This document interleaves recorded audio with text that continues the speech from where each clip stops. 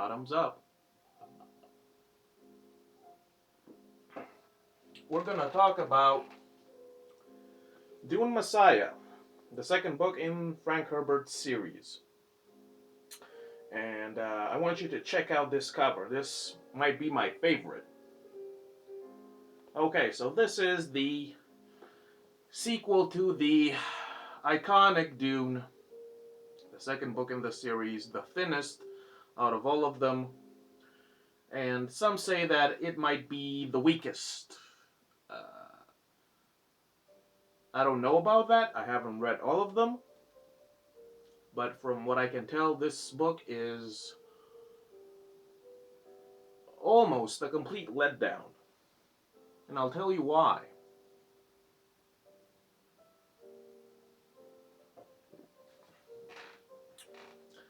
This book is all over the place. The way that it is written, I don't know what Frank Herbert was thinking about when he wrote this. The plot is all over the place. The characters are like ghosts. They appear when they need to appear, and then they vanish. This entire book, how every chapter it is written as if you are experiencing one of Paul's vision, fractured, ambivalent, ambiguous. The way that everything is presented here, it is bizarre to me. This book is bizarre to me. Dune Messiah. I mean, with a cover like this book should have been amazing, right? But it didn't happen.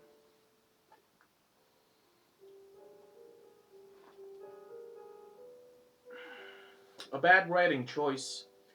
The book begins with our conspirators who are trying to dethrone Paul Atreides, who has become of course, the emperor of the universe. He's an adult now, I think in his 30s or 40s. And the book begins with these people who want to dethrone them, and they are engaged in a conspiracy. They are scheming. We have the main bitch of the Bene Gesserits. What's her name? Gaius Helen Mohiam, something like that. The baddest bitch in the Bene Gesserit. And then we have, a member of the Space Guild, which most of them look like dolphins in a tank, right? Adric, I think his name is, right? And then we have a face changer or a face dancer, depending on your translation, who is a member of the Bene Tleilaxu, if I'm pronouncing that correct. And all of these people, they are scheming to get rid of Paul because he has a monopoly with his, prophetic insight, if you want to call it that. He is Muad'Dib, he is the Kwisatz Haderach, and he rules the universe. And these people, they don't like that, and they're trying to dethrone him by gifting him a Gola, which is a resurrected dead person, which of course turns out to be, Dunkin' Donuts, Idaho. He is the Gola, and Paul immediately sees that this Gola that looks like Dunkin' Donuts, Idaho, with metallic eyes, he is sent as a gift to bring about the ruin of the Emperor, Paul Atreides. It is a Trojan horse, but Paul doesn't really understand how this Gola is going to bring about ruination, right?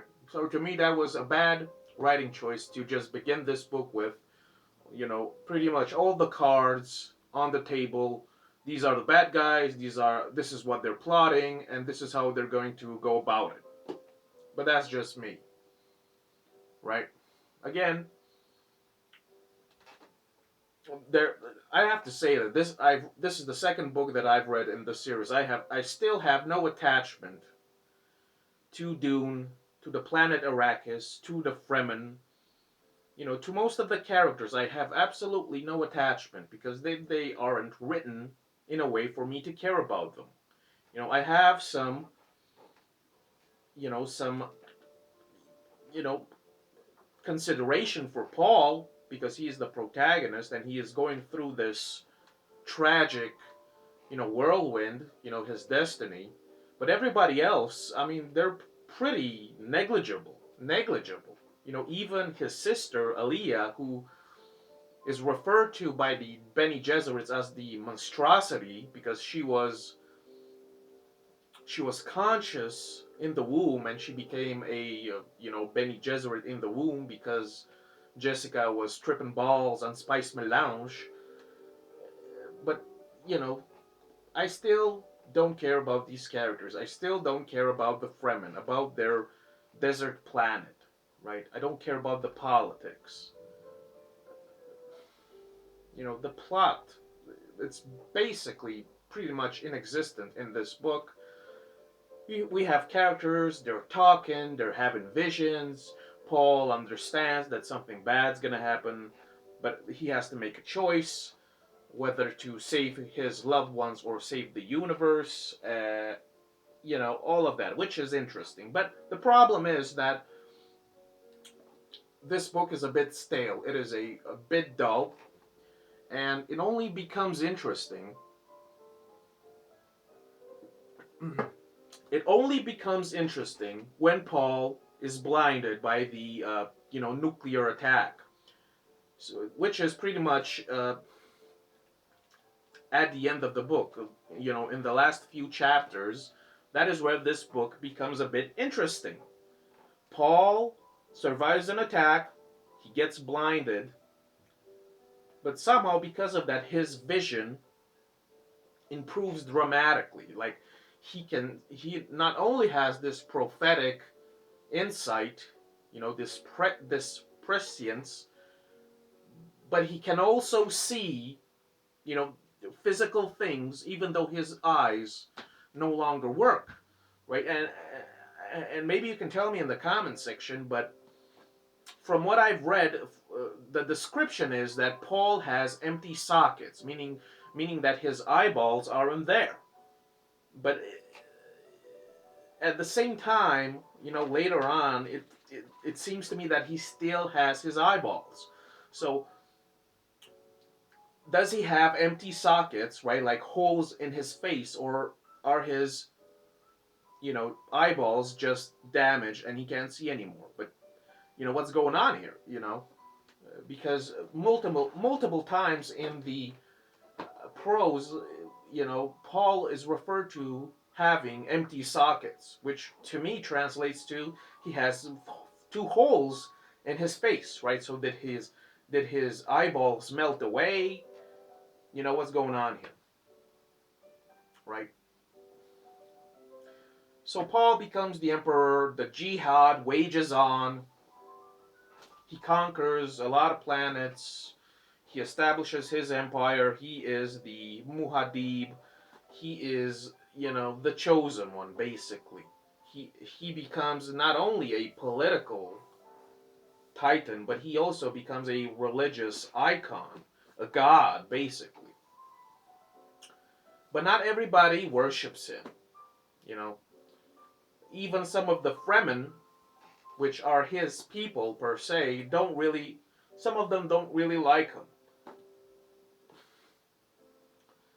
And this is partially why I'm really starting to dislike the Fremen people, right? Because listen, all they wanted was to have a green, lush planet with water for everybody, right? And because Paul came along and he was revealed to be this Kwisatz Haderach, this god, they went on a jihad throughout the universe in his name for some reason, right? And many others came along. So the Fremen, they went out and they conquered who knows how many planets. and they brought upon devastation. They brought upon a lot of suffering and pain. Basically, they committed a lot of war crimes, crimes against humanity, atrocities, basically, right? So now, a decent part of Dune is lush green, bountiful. There's water. The Fremen have become a bit comfortable, a bit lackadaisical, right? They have become loose. They aren't as uptight as before, but a lot of them, especially those of the old guard, they resent Paul for bringing civilization and for bringing bounty to the Fremen people, because now the Fremen people, they feel like they have been detached from the old ways, from the traditions, from the simplistic, pure way of being a Fremen and living a Fremen lifestyle, right? So pretty much they have houses now that are luxurious. When back in the day they used to have holes in rocks. Now they have houses, and they have enough water, and they're living comfortable lives. And for some reason, some of the old Fremen, they detest or resent Paul for bringing this type of lifestyle to Dune. And to me, this is hypocritical, right? Their dream was to have enough water, to have a paradise. In some way, Paul brought that. He brought water, he brought greenery to Dune, and all of these old Fremen, they feel cheated somehow, right? By Paul. And they don't like him anymore. Some of them, a lot of the old Fremen that followed him in the beginning of his jihad. And when I read this, I began to feel a bit disgusted by these Fremen for obvious reasons, right? There's a chapter in particular with one old Fremen who helps the Thalaxu agent, and he tells him that he was one of the first to follow Paul in his jihad, and he tells that he went to planets, he conquered, he fought, he killed, he committed all sorts of war crimes, right? Murder, theft, rape, whatever. He is basically hinting at that, but at the same time, he acts like he has been cheated somehow, like Paul, because he started this jihad. This Fremen feels like you know Paul is trying to to distance the Fremen from their old traditions and customs, right? Which is, uh, I don't know, you know, their old customs and traditions were brutal, barbaric, backwards, primitive, if you want, right? And so they have no reason to complain, basically, right? Especially these clowns that have committed atrocities and war crimes during this jihad, right? It just pissed me off, right? This kind of hypocrisy with the Fremen people. They're so pure in their desert ways, but they went out on this jihad and they committed all of these crimes, and now they're complaining because they have enough water and they're comfortable, and they don't like that because they miss the desert. It's like, then why are you still in the citadel, right?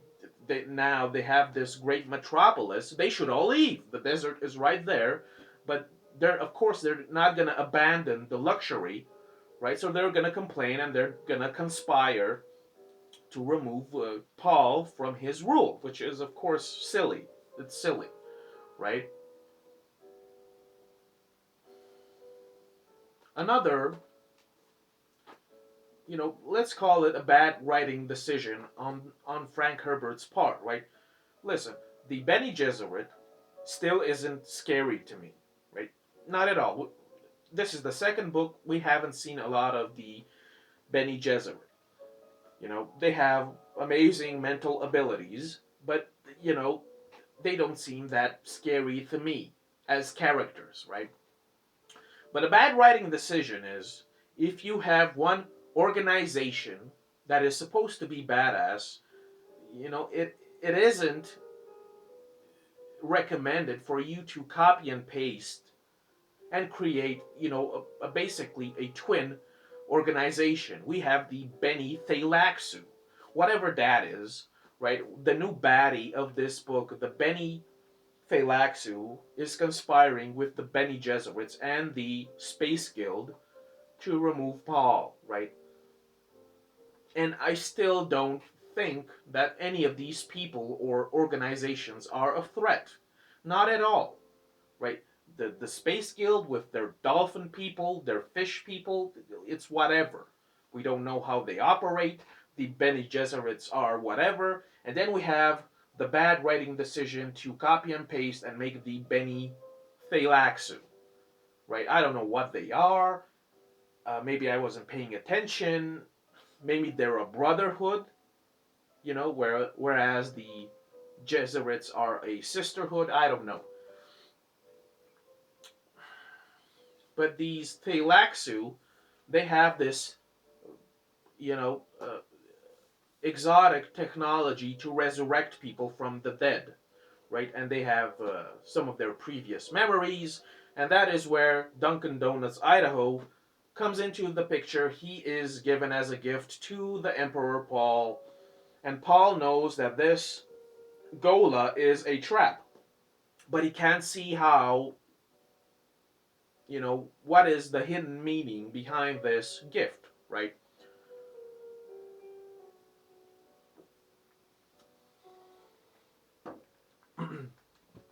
And then we find out that this Gola was sent to kill Paul by recovering its memory, of the previous original Dunkin' Donuts Idaho. And Dunkin' Donuts Idaho recovers his memories. He is no longer a Gola. And he is told that Paul is, half Atreides, half Harkonnen. Harkonnen being the family that Idaho despises the most because of horrible things that happened to his family. Paul has to make the decision to either save Chani, his wife, or let her die, which he does. This angers Dunkin' Donuts even more, and he almost kills Paul, but it doesn't happen, right? The tragic death of Paul Atreides doesn't happen in this book because Dunkin' Donuts Idaho, he doesn't do it as the conspirators would have liked him to do, right?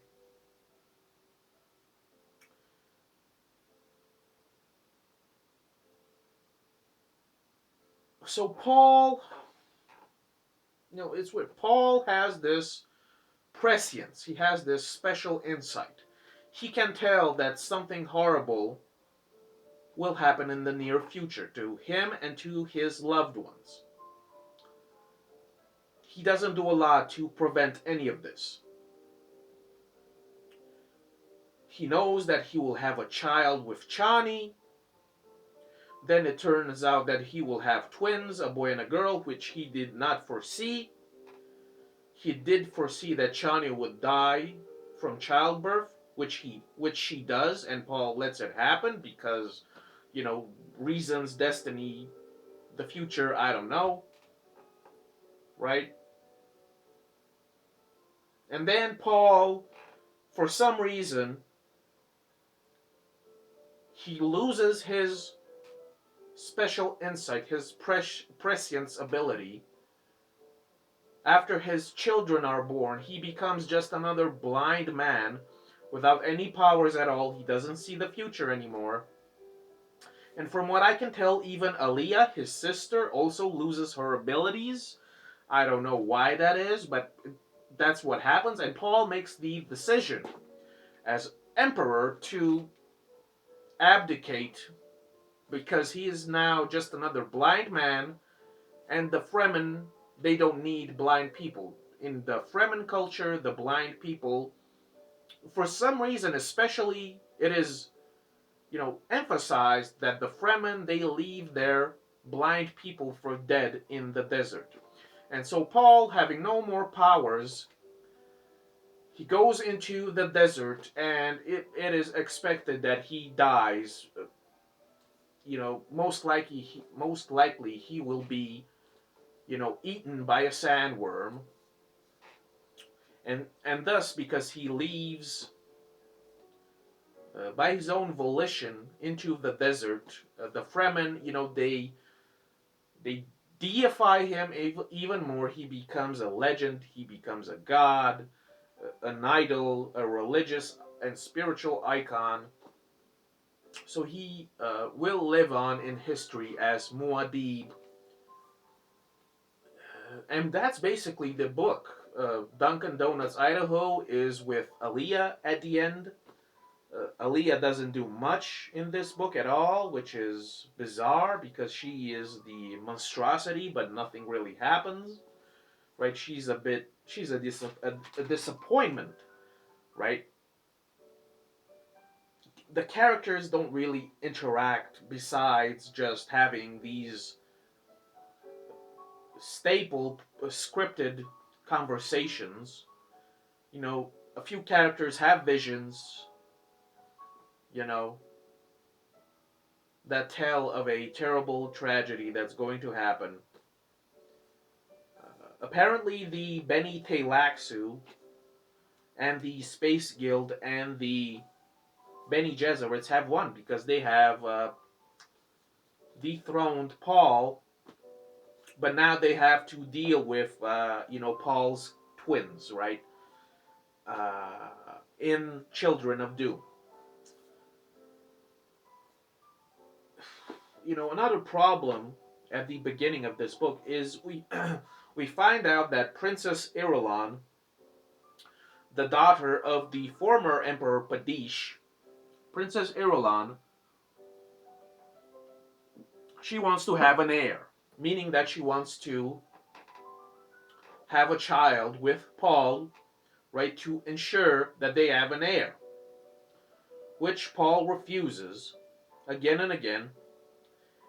And we find out that this Princess Irulan has been giving Chani birth control to prevent, pregnancy, right?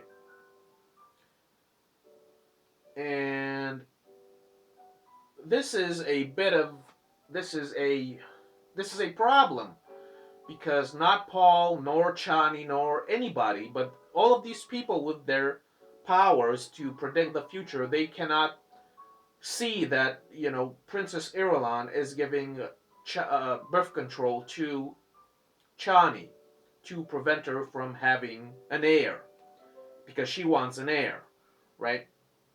And not Paul or uh, Alea seem to have any insight that it is Princess Irulan that is doing all of this harm to Chani, right? For some reason. And because of this, because of what Princess Irulan does to Chani with this contraception, she her body's weakened. She, of course, gets pregnant with Paul. She has the twins, and because of what Irulan has done, Chani dies in childbirth. And all of this could have been prevented, but Paul didn't do it. Listen, to me, Paul doesn't seem to do anything to prevent anything. He didn't prevent the jihad. He did not prevent all of this bad stuff to happen to Chani and around him, right? Maybe because it cannot be prevented, the future, no matter what choice you make. And this is a big question in this book, like, which is pretty much it sums up to, no matter what decision you make, it might affect the path slightly, but the result might might always be the same with various differences, right? I mean, I don't know what to say about this book. It is bizarre, the way that it is written, the way the characters interact. You know, the conspiracy is lackluster. We don't find anything new about the Bene Gesserits or the Space Guild. Not really. The Bene Thalaxu is milk toast at best. Right? A big chunk of this book is it is nothing. When it becomes interesting, it is the moment where Paul is blinded by that attack. And that is unfortunately in the last couple of chapters. Right? And you know, it's a shame because I was getting interested and the book ended with the tragic outcome that Paul, he might have been an emperor. He might have had all of these prophetic powers to see parts of the future like nobody else. He was blind and yet he could see everything around him. He could predict a lot of things, but even with all of those abilities, he still seems to me to be a puppet on strings, manipulated by time, by the whirlwind, by the vortex of destiny, by the future. He is a tragic figure. He is not a bad person. He has scruples, he has principles, he has convictions. He doesn't want the jihad to happen. He doesn't like bloodshed. But he cannot prevent any of this in the end. And it seems to me that he got pranked by the universe, and after the universe had a good laugh at his expense, Paul just waddles away into the desert, and now he's not an emperor. He's just a blind man with no powers. He's not an emperor anymore, and that's about it. So now what we have to look forward to is his twins, Leto and what's her name, and his sister, the twins. And I don't know where the story is gonna go from here because this book was just like, you know, this book is akin to that sensation when you have a weird dream and you wake up and you're confused. You're like not really conscious completely. That's the effect that this book has. A Dune Messiah. I mean, what happened? What was Frank Herbert thinking? I don't know. A big chunk of this book, it is a waste of time. It is. I don't know. I don't know. You know, I've got 4 books left to read in this series, and I hope it gets better because this was a great disappointment. And you know, I'm a bit sad that what happened to Paul, right? Because I've always loved tragedies, right? Because all of this could have been prevented. That's why I love tragedy, because everything can be prevented, but it usually ends up with the opposite result. Even if you do something or if you don't do anything, it turns out that your input really doesn't have any effect on the whole. Not really. So this is Paul Atreides.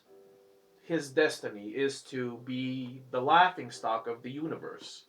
Uh, the universe pranked him good, and now he is, an outcast in the desert. He is a cripple, and his beloved Fremen, they just didn't do anything. They just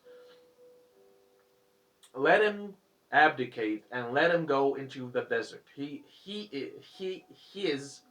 worshippers, the Fremen, don't give a fuck because they're so, entrenched in their primitive, tribal customs and traditions that these people cannot think outside of their own bubble. They cannot, right? So to them, it is tradition for a cripple, a blind person, a blind Fremen to be abandoned. And it doesn't matter that he is the savior, it doesn't matter that he is the emperor. The Fremen just cast him out and they turn him into a spiritual and religious idol, right? And that's why I hate the Fremen, because they're lame, basically, right? The Fremen, their cause, whatever that is, it is completely irrelevant, inconsequential. And the only thing that's good about this book, it has to be Paul Atreides. His unfortunate circumstances. He has all of these powers, but he can't really do anything. He knows that his wife is going to die. He can't do anything about it because no matter what choice he makes, it'll be terrible. So he chooses the lesser of two evils, I guess.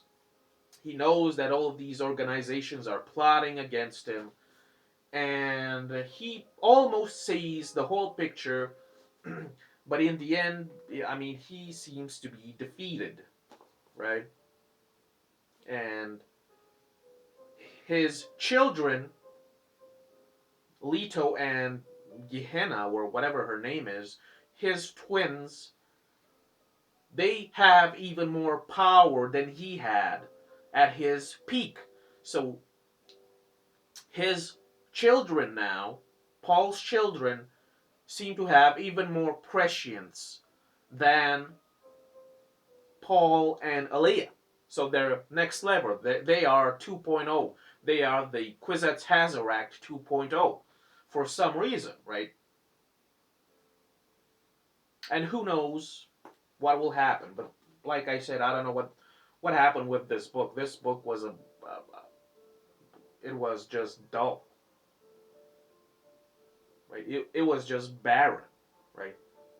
And like I said, listen, a lot of these sci-fi authors, they have wonderful ideas. They apply them well in a book. That book being whether it is a novel or what have you. They can work with ideas very well.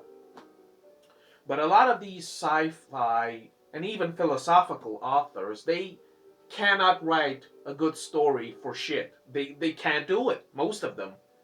And they cannot write human endearing characters. They cannot, at least from what I have read, it, they cannot do it. Or most of them cannot do it, right? But anyway, this was my review of Dune Messiah by Frank Herbert, the second book in the series. You know, I just hope it gets better. I've started reading Children of Dune, and